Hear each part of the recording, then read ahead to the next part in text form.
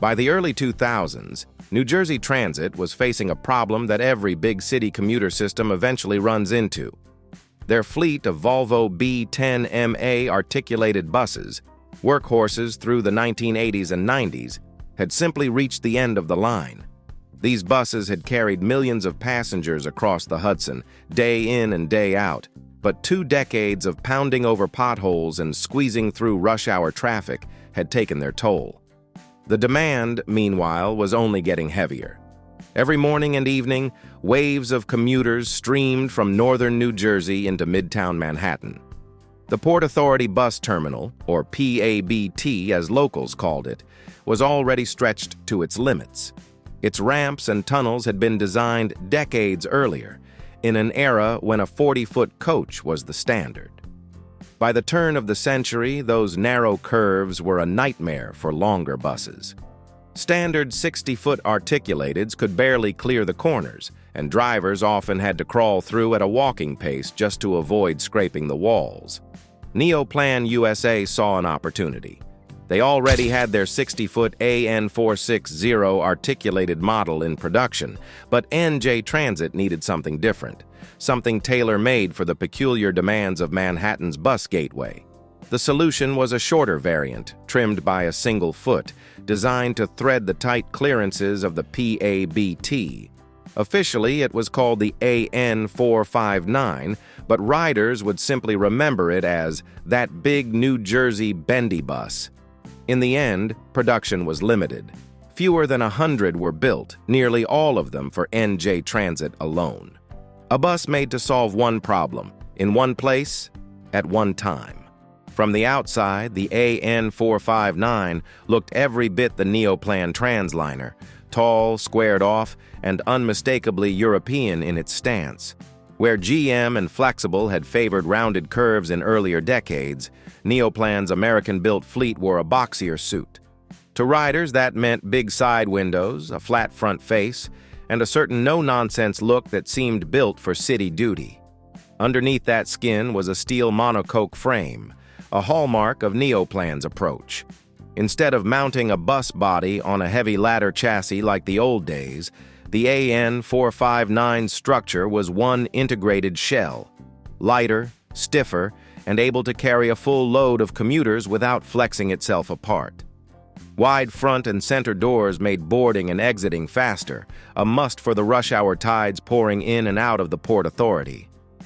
The real trick, though, was its length. At 59 feet, the AN459 was exactly 1 foot shorter than its sibling, the AN460. That single foot made all the difference when threading those tight curves inside the PABT. Neoplan adjusted the wheelbase accordingly, shifting the spacing of the front and rear axles so the coach could swing around obstacles without binding. To the untrained eye, it still looked like a full-length articulated bus. To the operators, it was just enough of a compromise to keep service moving. Inside, the buses reflected the standards of their time. A DA compliance meant a kneeling front suspension, a wheelchair lift, and securement points for riders with mobility needs. Air conditioning kept the cabins bearable in summer, while LED destination signs replaced the old flip-dot boards, giving commuters a brighter, clearer read. For a system strained by demand, the AN459 arrived not as an experiment, but as a practical tool, built for New Jersey and for New Jersey alone. Powering this 59-foot giant was something new for New Jersey Transit, a Caterpillar C9 diesel.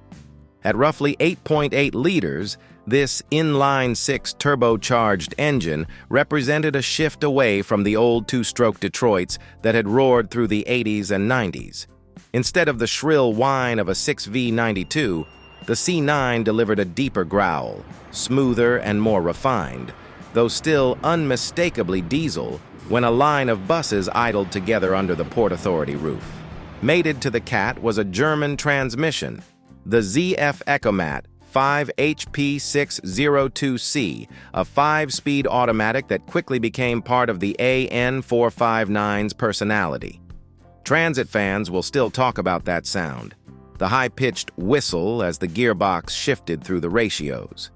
To everyday commuters, it was just background noise on the ride to Midtown. But to drivers and enthusiasts, it was the defining voice of the bus. The shifts were smooth, almost car-like, but the combination wasn't exactly thrifty. Fuel consumption was higher than many had hoped, especially when these machines crawled in heavy traffic. Still, mechanics appreciated one big change. With the power plant mounted at the very rear, servicing the C9 was far easier than wrestling with the tight packaging of earlier two-stroke setups. Access panels opened wide, filters and belts were within reach, and routine maintenance no longer meant half a day in the shop. In practice, the AN459's drivetrain balanced modern convenience with the raw demands of a daily commuter grind, built to move people quickly, if not always efficiently, across the Hudson. Neoplan didn't just build one flavor of the AN459. Between 2003 and 2004, a total of 85 buses rolled out, but they split neatly into two distinct groups, each tailored to a different slice of New Jersey Transit's ridership. The larger share, 49 units in the 9,500 series, were true transit-style Arctics. These wore the familiar double doors, wide at the front and center, designed to swallow crowds at busy curbside stops. Inside, the layout was built for volume, basic steel-framed seats with vinyl padding, plenty of open floor space, and room for standing passengers.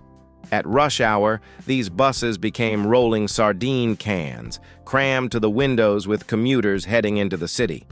They weren't luxurious, but they were efficient, and that's what counted. The remaining 36 units, the 9,600 series, were different animals.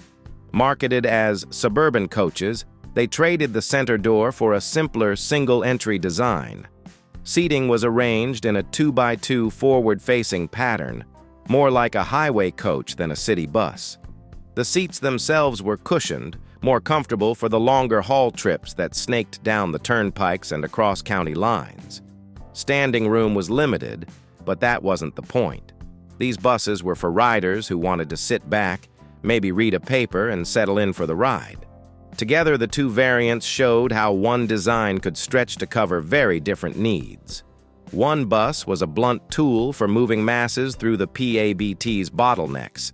The other was a commuter coach in disguise, built to make the daily grind a little more bearable. Once they hit the streets, the AN459s quickly became fixtures on the busiest commuter corridors in northern New Jersey. You could find them running out of garages in Hudson, Bergen, and Passaic counties, shuttling thousands of riders a day across the George Washington Bridge or through the Lincoln Tunnel. For anyone making the daily trek into Manhattan, these buses were hard to miss. The most famous assignments were the Port Authority bus terminal routes, 156, 158, and 159, numbers etched into the memory of generations of commuters. In the morning rush, the scene was always the same. A steady parade of AN459s rumbling down local streets, packed to the roof with passengers clutching coffee cups and briefcases, all bound for Midtown. By the time they reached the ramps under the Hudson, the buses were nose to tail, inching toward the cavernous terminal that swallowed and spat them back out again. Inside the PABT, the AN459 had a presence of its own. Drivers eased them through the dim tunnels and around the tight curves with inches to spare, their articulated joints flexing like an accordion. For passengers, the ride might have been routine, but the sight of a whole line of 59-footers waiting in the underground bays became a part of the New Jersey commute itself. Capacity was the name of the game. With about 59 seats and additional standing room, each AN459 could replace multiple 40-footers in peak service. That meant fewer buses fighting for space at the terminal and more riders delivered on time. Over nearly 2 decades of service, these machines became companions to the people who relied on them, an unglamorous but essential link between the suburbs of Jersey and the heart of New York City. Before a single AN459 carried passengers, the design had to prove itself at the industry's proving ground, the Altoona Bus Testing Center in Pennsylvania. The variant tested, officially logged as an AN460-RC, unit number 0314, went through the full 12-year/500,000-mile protocol required under the Surface Transportation and Uniform Relocation Assistance Act. It passed the program, earning certification that gave NJ Transit confidence to place its order. On paper, at least, the bus was built to last. In day-to-day service, the story was more complicated. The strengths were obvious. An AN459 could swallow far more riders than a standard coach, making it perfect for the short, high-volume commuter runs into Manhattan. When deployed on the crowded Hudson and Bergen routes, the extra capacity made a tangible difference. For nearly 20 years, the buses did exactly what they were purchased to do: move people in bulk. But the weaknesses surfaced as the miles piled on. The AN459 was heavy, even by articulated standards, and that weight translated into stress on joints and suspension components. Mechanics reported body flex and wear around the articulation section showing up sooner than anticipated. Compared to sturdier models from Gillig or Orion, the Neoplans demanded more attention in the shop. Worse, Neoplan's exit from the U.S. market in 2006 meant spare parts became harder to source each year. Agencies that once had a steady pipeline of components suddenly faced scavenger hunts for replacements. By the late 2000s, keeping the AN459s on the road was as much about ingenuity as routine maintenance. They were tough enough to survive their intended lifespan, but few would call them easy to live with. To understand the AN459's place in the transit world, it helps to compare it with the buses it resembled and the ones it competed against. The most obvious reference point was Neoplan's own AN460, the full 60-foot articulated sold to cities from Los Angeles to Minneapolis. The AN460 was the standard product, a true high-floor giant with a footprint that worked in wide-open busways and boulevards. The AN459, by contrast, was its trimmed-down cousin, just a foot shorter, built solely to tackle the bottlenecks of Midtown Manhattan. Then there was the New Flyer D60HF, a workhorse of the 1990s. Agencies across the country embraced it because New Flyer offered strong part support and a proven track record. Mechanics often said it was easier to keep a fleet of D60s running than to wrestle with Neoplan's quirks.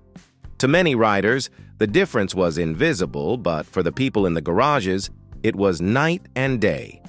Another competitor was the NABI 436, another 60-foot high-floor Arctic produced in far greater numbers. NABI found success with agencies from Miami to Los Angeles, filling the same market Neoplan wanted but never fully captured. Compared to these more common models, the AN459 was an oddball, built in small numbers and destined for only one customer. That's what makes it memorable today. Transit enthusiasts often call it the 59-footer, a machine that stood apart simply because it didn't exist anywhere else. For nearly 2 decades, commuters knew its silhouette by heart. And for the bus industry, it remains a reminder that sometimes a vehicle is born not from broad demand, but from one agency's very specific need. By the dawn of the 2020s, the AN459's long run was finally coming to an end. After nearly 2 decades of service, New Jersey Transit began cycling them out of the fleet. The process was gradual. One by one, the old bendy buses were pulled from commuter duty until the very last unit, coach number 9503, made its final trip in 2021. Their replacements were New Flyer XD60 Excelsiors, sleek low-floor Arctics with modern styling, cleaner emissions, and the kind of accessibility features that riders now take for granted. For the men and women who rode them daily, though, the AN459s left a lasting impression. Commuters remember the sight of those buses jammed to capacity, crawling into the Port Authority's underground bays. They remember the unique whistle of the ZF gearbox, echoing in the dim tunnels. And they remember the look, an unmistakable silhouette, jointed in the middle like an accordion, forever associated with the rush hour grind between Jersey and Midtown. As a piece of transit history, the AN459 holds a special place. It was one of the last high-floor articulated buses in America, a design that disappeared as low floors took over. More than that, it proved how infrastructure itself, in this case, the tight turns of the PABT, could dictate the creation of an entirely new model. So now the question goes to you. Did you ever ride an AN459 into Manhattan? Do you remember those crowded mornings, or the way it felt rounding the ramps? Share your memories in the comments. We'd love to hear them.